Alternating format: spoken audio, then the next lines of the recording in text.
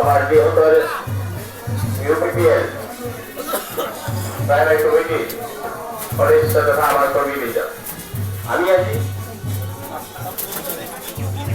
হাজারবাড়ি primary UPPL আৰু পানী UPPL primary committee.